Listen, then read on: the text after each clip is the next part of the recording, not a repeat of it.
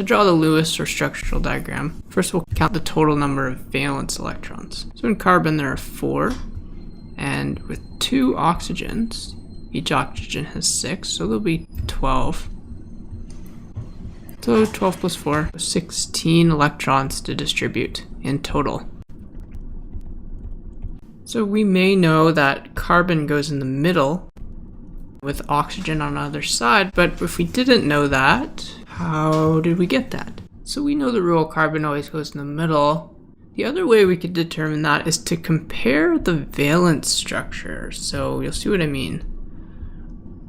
Carbon has 4 valence electrons versus oxygen, which has 6.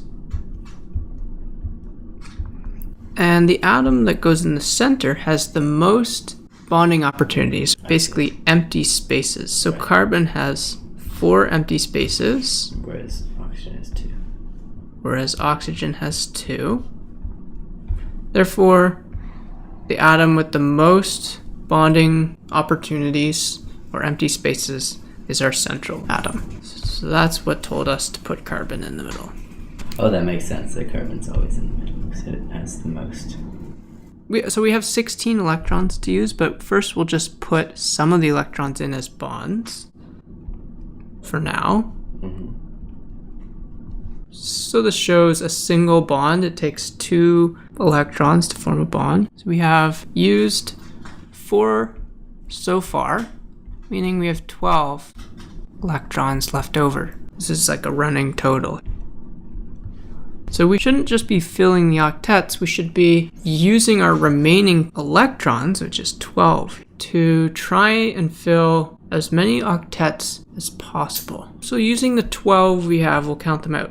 2, 4, 6, 8. So we've used 8 so far. So we have 4 more. We'll put the remaining 4 on our oxygens. There we go. So we've used the electrons. Looks like the oxygens have a full octet, but the carbon does not. So then we move. Okay, cool.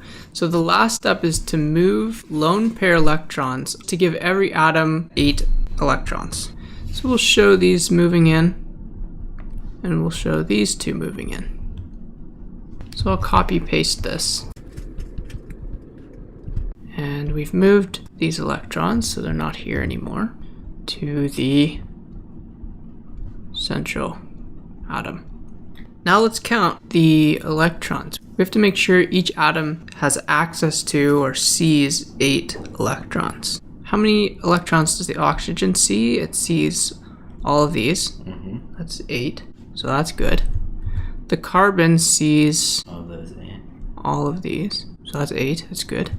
And the oxygen sees all of these. So each atom sees or has access to 8 electrons, so that's good. Now we could do a stick diagram. Carbon has a bunch of double bonds. So it has double bonds on each side, surrounded by oxygens that have 2 lone pairs each, or 4 lone pairs in total. Is this molecule linear or bent? We know it is linear. Why does this have to be linear? Since there are no lone pairs on the carbon, and we have double bonds which are very strong and straight, tells us this is linear.